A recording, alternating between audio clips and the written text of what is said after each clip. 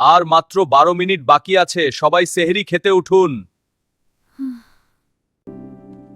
রাইসা, এখনো তুমি ঘুমাচ্ছ?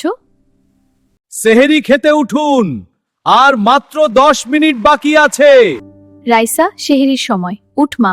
আর মাত্র 10 মিনিট বাকি, উঠ কিন্তু।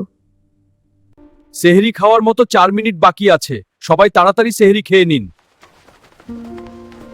আপু উঠো, সেহরির মাত্র 4 মিনিট বাকি আছে, পরে আর খেতে পারবে না তাড়াতাড়ি, না হলে কালকে রোজা মিস হয়ে যাবে।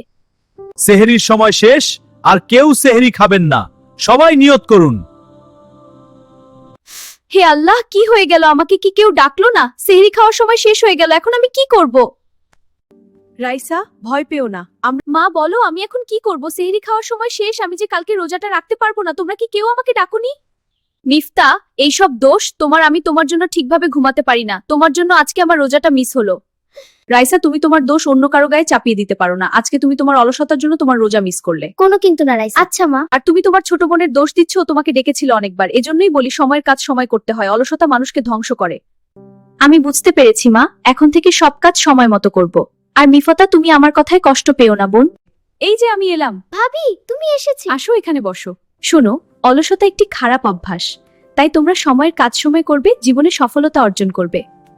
এত সুন্দর করে বুঝিয়ে দেওয়ার জন্য ধন্যবাদ ভাবি, এজন্যই তোমাকে এত আমাদের ভালো লাগে, তুমি অনেক ভালো ভাবি।